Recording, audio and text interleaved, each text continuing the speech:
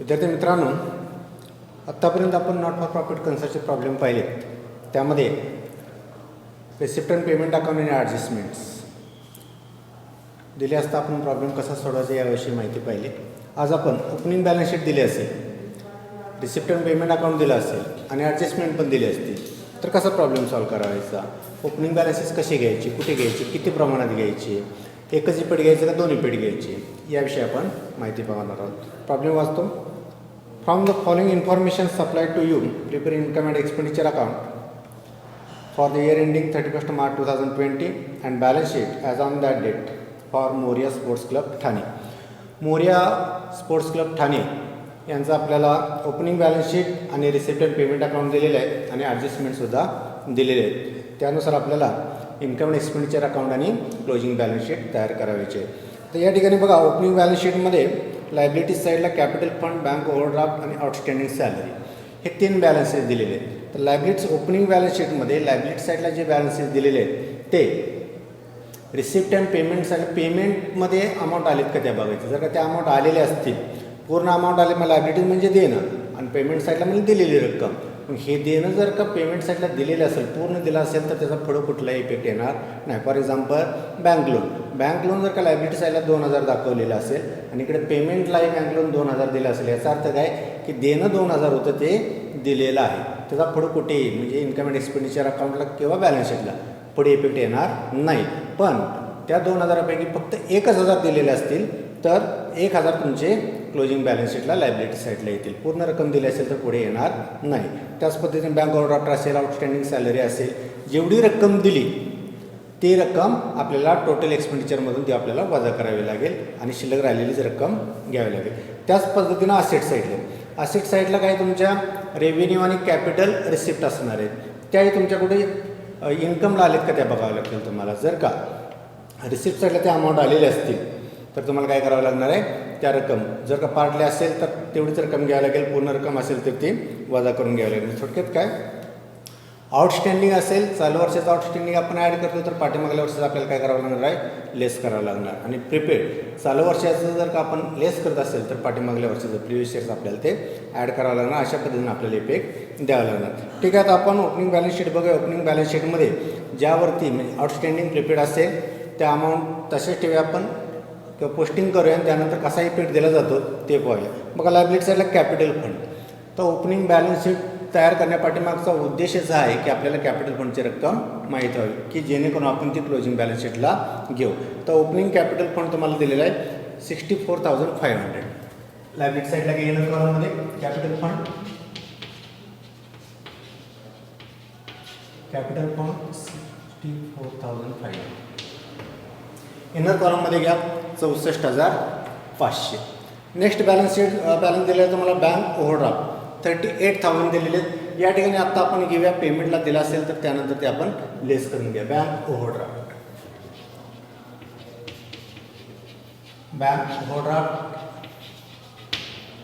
38,000. Inner कॉलममध्ये घ्या, जसे ॲडजस्टमेंट सांगेल किंवा पेमेंटला रक्कम दिली असेल तर त्यानुसार आपण इफेक्ट द्या. नेक्स्ट जो बॅलन्सेस दिले आउटस्टँडिंग सॅलरी 4,000 दिलेले आहेत. घ्या इथे आउटस्टँडिंग सॅलरी 4,000 इनर कॉलममध्ये. लायबिलिटी साईडचे बॅलन्सेसचं पोस्टिंग केलेलं आहे आपण. आता असेट साईड बघा, मशिनरी हे असेट आहे, असेटला घ्या मशिनरी. ॲडजस्टमेंट यावरती नाही आहे. असेटमध्ये फक्त फर्निचरवरती ॲडजस्टमेंट आहे. आउटर कॉलममध्ये रक्कम घ्या 69,000.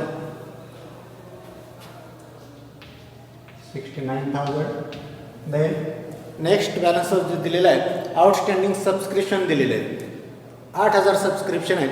ते आपण आता रिसिप्टला किती पार्टली रक्कम दिली का पूर्ण रक्कम दिली त्यानुसार इफेक्ट देणार आहोत. याचा इफेक्ट आपण नंतर देऊया. प्रिपेड इन्शुरन्स प्रीमियम याचाही इफेक्ट आपण नंतर देऊया. फर्निचर ओपनिंग बॅलन्स आहे 15,000. फर्निचर ओपनिंग बॅलन्स आहे 15,000. इनर कॉलममध्ये घ्या, ॲडजस्टमेंट आहे यावरती. नेक्स्ट कॅश इन हँड 12,000 आहेत. या ठिकाणी बघा, ओपनिंग कॅश बॅलन्स शक्यतो पुढं रिसिप्ट साईडला आलेला असतोय. त्यामुळं पुढे ओपनिंग बॅलन्स जर का रिसिप्टला किंवा रिसिप्टला आले असेल तर घ्यायचे नाहीत. ज्या पद्धतीने मला सांगितलं लायबिलिटी साईडला ज्या अमाऊंट आलेल्या ते पेमेंटला दिले असतील तर त्या घ्यायच्या नाहीत. कॅश हा कंपल्सरी असतो, त्यामुळं आपण इथं पोस्टिंगच करत नाही त्याचं, कारण इथला जो क्लोजिंग बॅलन्स असतो तो पुढील आपला ओपनिंग बॅलन्स असतो. हा कॅश इन हँड जो 12,000 आहे तुमचा रिसिप्ट साईडला सुरुवातीला दिलेला आहे तो नका घेऊ. आणि पुढे आउटस्टँडिंग लॉकर रेंट जे आहे त्याचा इफेक्ट आपण नंतर घेणार आहोत. रक्कम जशी आली, चालू वर्षी किती दिली, पार्टली दिली का फुल दिली, किंवा पाठीमागल्या वर्षाचं काय करायचं, नेक्स्ट इफेक्ट द्यायचा का नाही, का एकच इफेक्ट घ्यायचा, आपण पुढील रिसिप्ट अँड पेमेंट अकाउंटमध्ये जे बॅलन्सेस दिलेले आहेत त्यानुसार ठरवूया. बघा आता या ठिकाणी रिसिप्ट अँड पेमेंट अकाउंट तुम्हाला दिलेलं आहे. रिसिप्टला टू बॅलन्स ब्रॉडडाऊन 12,000, या ठिकाणी असेटला दिलं तर बघा कॅशचा बॅलन्स 12,000 तो पुढे येणार नाही. त्यानंतर सबस्क्रिप्शन दिलेले आहेत 1,05,000, 1,05,000 सबस्क्रिप्शन दिलेलं आहे. इन्कम साईडला घ्या बाय सबस्क्रिप्शन 1,05,000. आता यानंतर पाठीमागल्या वर्षाचा जो आपण मगाशी इफेक्ट दिलेला नाही त्याचा इफेक्ट बघूया. आउटस्टँडिंग सबस्क्रिप्शन बघा 8,000 दिलेले आहेत आणि ॲडजस्टमेंटमध्ये सुद्धा याचा इफेक्ट दिलेला आहे. ठीक आहे, हे सर्व इफेक्ट आपण ॲडजस्टमेंटचे इफेक्ट देताना देऊया. आता इनर कॉलममध्ये रक्कम लिहून घेऊया. Subscription 1,05,000. Then to entrance fees capitalise दिलेले आहेत 9,300. एंट्रान्स फीज रेव्हेन्यू आणि कॅपिटलाइज दोन्ही पद्धतीत असू शकतं. त्यामध्ये जसं तुम्हाला प्रॉब्लेम सांगितलं, रेव्हेन्यू असेल तर इन्कमला घ्यायचं आणि कॅपिटलाइज असेल तर कॅपिटल फंडमध्ये ते रक्कम ॲड करायची. Add entrance fees 9,300. Then next balance जो दिलेला आहे लॉकर रेंट दिलेले आहेत 1,500. इन्कम आहे, इन्कमला घ्या, त्यावरती ॲडजस्टमेंट आहे इनर कॉलममध्ये घ्या. Bye locker rent 1,500. नेक्स्ट पुढील जो बॅलन्स दिलेला आहे टू डोनेशन कॅपिटलाइज सांगितलेलं आहे 800. डायरेक्ट बॅलन्स शीटच्या लायबिलिटी साईडला घ्या, ॲड करा कॅपिटल ग्रुपमध्ये डोनेशन 800 रुपये डोनेशन दिलेले आहे. अशाच रीतीनं रिसिप्ट साईड तुमचे सर्व पोस्टिंग करून झालेले. आता पेमेंट साईडला बघा बाय बॅलन्स ब्रॉडडाऊन दिलेलं आहे पेमेंटला बँक ओव्हरड्राफ्ट 38,000. तर या ठिकाणी मग सांगितलं लायबिलिटी साईडला जे तुमची देणे आहेत ते जर का पेमेंटला दिलेले असतील तर त्या घ्यायच्या नाही. तर या ठिकाणी बँक ओव्हरड्राफ्ट 38,000 पेड केलेलं आहे, त्यामुळं इथं जे आपण देणं दाखवलं होतं ते पेड केलेलं आहे, त्याचा पुढला इफेक्ट येणार नाही. नेक्स्ट सॅलरी दिलेली आहे बघा 17,500. एक्सपेंडिचरला घ्या salary to salary as a opening balance शीटमध्ये अमाऊंट दिलेले आहेत. टोटल रक्कम इथं घेऊया, नंतर जे पेड घेऊया 17,500 17,500. नेक्स्ट बाय इन्शुरन्स प्रीमियम 11,000 दिलेले आहेत. इन्शुरन्स प्रीमियम 11,000, यावरती ॲडजस्टमेंट आहे इनर कॉलममध्ये घ्या. इन्शुरन्स प्रीमियम 11,000 इनर कॉलममध्ये घ्या. नेक्स्ट पुढील जो बॅलन्स दिलेला आहे इंटरेस्ट 1,400 दिलेला आहे, यावरती ॲडजस्टमेंट नाही, आउटर कॉलममध्ये घ्या. इंटरेस्ट 1,500 1,500 इंटरेस्ट दिलेले आहेत. आउटर कॉलम 1,400 1,400 दिलेले आहेत, आउटर कॉलममध्ये घ्या, ॲडजस्टमेंट नाही. नेक्स्ट रिप्लेसमेंट एक्सपेन्सेस दिलेले आहेत 4,200, यावरती ॲडजस्टमेंट नाही, आउटर कॉलममध्ये घ्या. टू रिप्लेसमेंट एक्सपेन्सेस 4,200 4,200 दिलेले आहेत. पुढील जो बॅलन्स दिलेला आहे बाय फर्निचर 30,000 चालू वर्षी तुम्ही फर्निचर खरेदी केलेलं आहे. ओपनिंग बॅलन्स तुम्हाला 15,000 दिलेलं आहे चालू वर्षीचं, पुन्हा 30,000चं खरेदी केलेलं आहे, त्यामध्ये ॲड करून घ्या. ॲड परचेस 30,000 बेरीज करून इनरलाच घ्या, ॲडजस्टमेंट आहे, याची टोटल येईल 45,000 50,000 बेरीज येईल. नेक्स्ट जो बॅलन्स दिलेला आहे बाय बॅलन्स कॅरेट डाऊन, त्यामध्ये कॅश इन हँड आणि कॅश ॲट बँक दोन्ही बॅलन्स दिलेले आहेत. पेमेंट रिसिप्ट अँड पेमेंटला जो बॅलन्स दिलेला असतो तो क्लोजिंग बॅलन्स शीटला आपण ॲसेट साईडला घेणार आहोत. कॅश 6,500 आणि cash at bank 20,000. Cash 6,500 cash at bank, cash in hand हा रोख शिल्लक आहे तुमच्याकडे कॅश आणि बँकेतील शिल्लक आहे 20,000.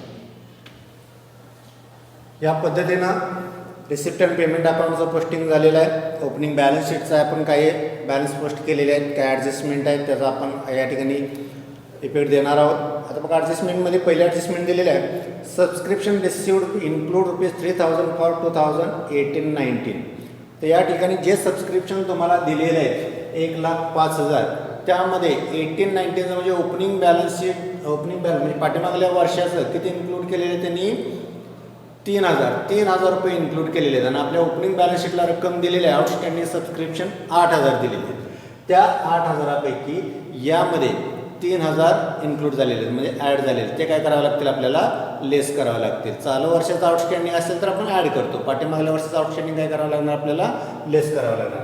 लेस करा, लेस रिपीट आउटस्टँडिंग आहे 3,000, शिल्लक राहील तुमची 1,02,000. आता बघा गेल्या वर्षीचं ओपनिंग बॅलन्स शीटमध्ये तुम्हाला आउटस्टँडिंग सबस्क्रिप्शन 8,000 दिले होते, त्यापैकी किती घेतलं आपण इथं 3,000 घेतले. अजून आपले किती शिल्लक राहिले 5,000 अजून आउटस्टँडिंग देणं आहे, ते दिलेलं नाही. त्यामुळं चालू वर्षीसुद्धा आहे तसं ते आउटस्टँडिंग आपल्याला असेटला दाखवावं लागेल. 8,000पैकी 3,000 इथे पेड केलेले आहेत, अजून 5,000 शिल्लक राहिलेले आहेत. ॲसेट साईडला घ्या आउटस्टँडिंग सबस्क्रिप्शन कंसामध्ये प्रिव्हियसली पाठीमागल्या वर्षाचा आहे 5,000. समजा या ॲडजस्टमेंटचा इफेक्ट ओपनिंग बॅलन्स शीटमध्ये 8,000 दिलेले आहेत, परंतु ते ॲडजस्टमेंटमध्ये सांगत असताना त्यापैकी 3,000 फक्त चालू वर्षामध्ये ते ॲड झालेले आहे, बाकीचे 5,000 अजून दिलेले नाही. त्यामुळे आपण 3,000 वजा केले, 1,02,000 बॅलन्स आला आणि शिल्लक राहिलेले 5,000 आपण आहे तसे बॅलन्स शीटला घेतले. तर पुढे बघा काय सांगितले, and outstanding subscription for 2019-20 was ₹14,000. आणि चालू वर्षाचं आउटस्टँडिंग आहे, चालू वर्ष ड्यू बट नॉट रिसिव्ह म्हणजे येण्याकडून तो आलेलं नाही अशी जी रक्कम आहे ती 14 वर्षाची चालू वर्षाचं आउटस्टँडिंग आपण ॲड करणार. ॲड करायचं, ॲड आउटस्टँडिंग करंट इयरचा आहे 14,000, बेरीज ऑर्डरला घ्या 1,16,000. चालू वर्षाची ॲडजस्टमेंटची आपल्याला दोन्ही पेड घ्यायची, 1,16,000 ऑर्डरला आली, दुसरा पेड घ्या 14,000चा बॅलन्स शीटच्या असेट साईडला. आउटस्टँडिंग सबस्क्रिप्शन करंट इयरचं आहे हे 14,000. 14,000 पहिल्या ॲडजस्टमेंटचं आपण पेड दिलेलं आहे. नेक्स्ट बघा पुढील adjustment, on 31 March 2020 prepaid insurance rupees 2,500. आता 31/3/2020 चालू वर्षाचं प्रीपेड 2,500 दिले. त्याच्या अगोदर ओपनिंग बॅलन्स शीटमध्ये असेट साईडला प्रीपेड इन्शुरन्स तुमचे 2,000 दिलेले आहेत. प्रीपेड इन्शुरन्स म्हणजे तुमचं ड्यू बट नॉट पेड म्हणजे आउटस्टँडिंग, आणि पुढल्या वर्षाचं जर का आपण याच वर्षी ॲडव्हान्समध्ये जर का रक्कम घेतली असेल तर ते प्रीपेड असणार आहे. मग प्रीपेड आपण लेस करतो, चालू वर्षाचं प्रीपेड लेस करतो, पाठीमागल्या वर्षाचं काय करावं लागेल आपल्याला ॲड करावं लागेल. आता पाठीमागल्या वर्षाचं प्रीपेड आहे 2,000, इन्शुरन्समध्ये आपल्याला ॲड करावं लागतील. ॲड प्रिव्हियस प्रीपेड 2,000 आहे, ॲड करा, टोटल येईल तुमची 13,000. 13,000 तुमची टोटल येईल. आणि त्यानंतर ओपनिंग बॅलन्स शीटचा एकच इफेक्ट देतो आणि त्यानंतर आता ॲडजस्टमेंटमध्ये तुम्हाला सांगितले ऑन 31 मार्च 2020 चालू वर्षाचं जे प्रीपेड आहे ते 2,500 रुपये तुम्हाला दिलेले आहेत. चालू वर्षाचं प्रीपेड आपल्याला काय करावं लागेल लेस करावे, लेस करंट इयर प्रीपेड 2,500 वजाबाकी करून आउटरला रक्कम येईल तुमची 10,500. चालू वर्षाचा प्रीपेडचा दुसरा इफेक्ट आपल्याला द्यावा लागेल. बॅलन्स शीटच्या असेट साईडला येईल प्रीपेड इन्शुरन्स.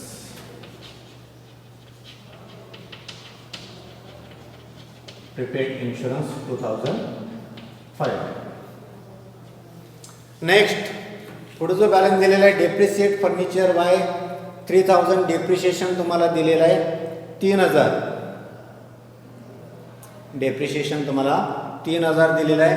बघा फर्निचर यावरती ओपनिंग बॅलन्स 15,000, चालू वर्षाचं 30,000 अशी टोटल, त्यामधून लेस डेप्रिशिएशन 3,000. आउटर कॉलममध्ये रक्कम येईल तुमची 42,000.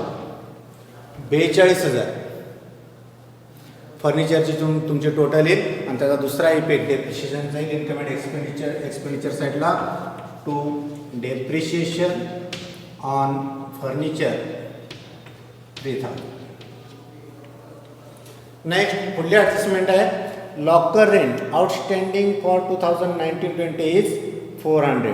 तर लॉकर रेंट जे दिलेले आहे त्या लॉकर रेंटमध्ये बघा या ठिकाणी ओपनिंग बॅलन्स शीटला लॉकर रेंट दिलेले आहेत बघा 500 रुपये तुमचे आउटस्टँडिंग आहे.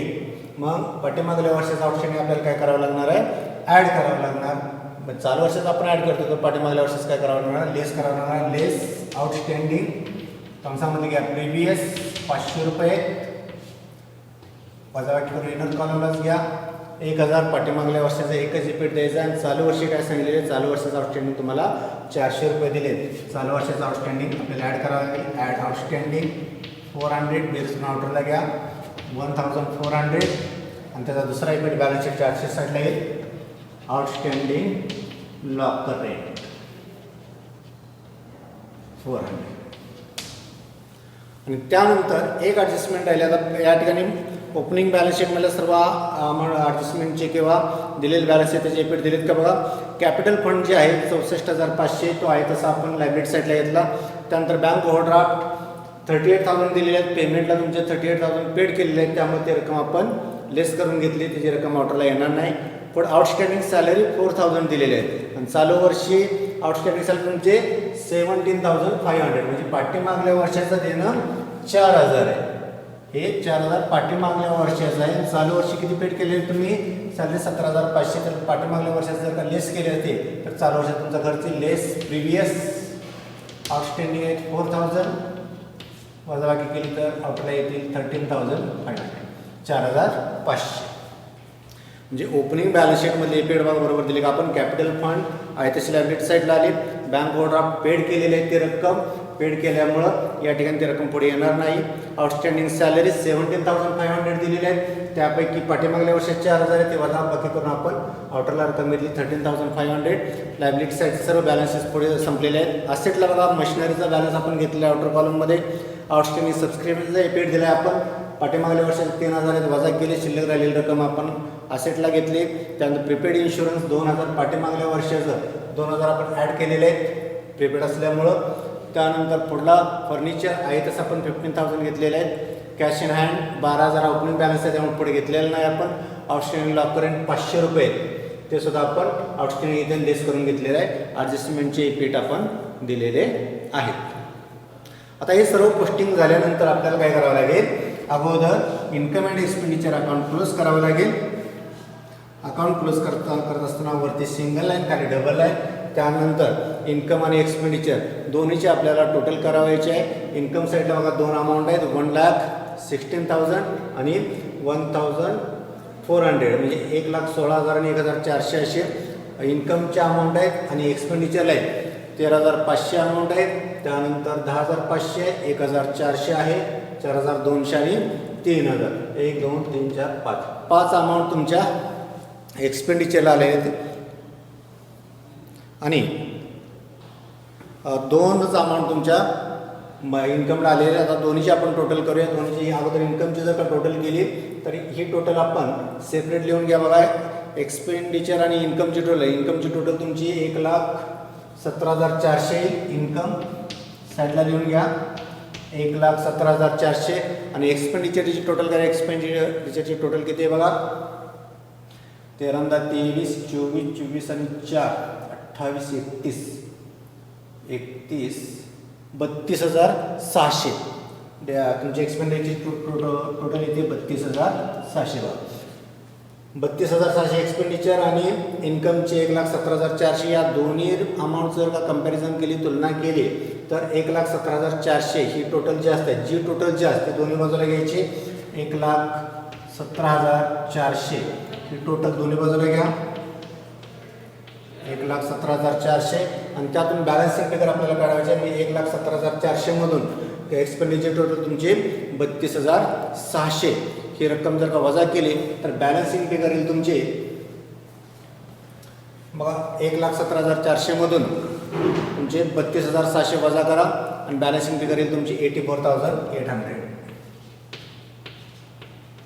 84,800 हे तुमचे बॅलन्सिंग फिगर येईल. when income is excess over than expenditure is called as surplus and expenditure is excess over than income is called as deficit. जर का इन्कमची टोटल तुमची जास्त असेल तर बॅलन्सिंग फिगरला नाव येईल तुमचं सरप्लस, आणि एक्सपेंडिचरची टोटल जास्त असेल तर डेफिसिट. या ठिकाणी इन्कमची टोटल जास्त आहे त्यामुळे याला नाव येणार आहे सरप्लस, किंवा याला आपण असे म्हणू शकतो एक्सेस इन्कम ओव्हर एक्सपेंडिचर. हा 84,800. तर सरप्लस जर का आला असेल तर ती रक्कम आपण कॅपिटल फंडमध्ये ॲड करावायची आहे, आणि जर का डेफिसिट आला तर कॅपिटल फंडमधून ती रक्कम आपल्याला लेस करावायची असते. या ठिकाणी आपली सरप्लस आलेली 84,800 कॅपिटल फंडमध्ये ॲड करा. ॲड सरप्लस 84,800, आणि या सर्वांची बेरीज करून आउटरला घ्यायची आहे बघा. 64,500, 9,300, 800 आणि 84,800 या सर्वांची जर का बेरीज केली तर त्याची आउटरला टोटल येईल तुमचे 1,59,400 असे टोटल येईल तुमचे 1,59,400.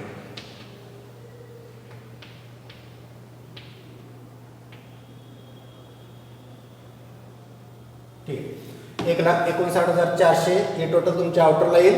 त्यानंतर असेटची आपल्याला टोटल करायची आहे. असेटची टोटल घ्या. असेट साईडला बघा अमाऊंट बघा किती आहेत. मशिनरी तुमची 69,000 आहे.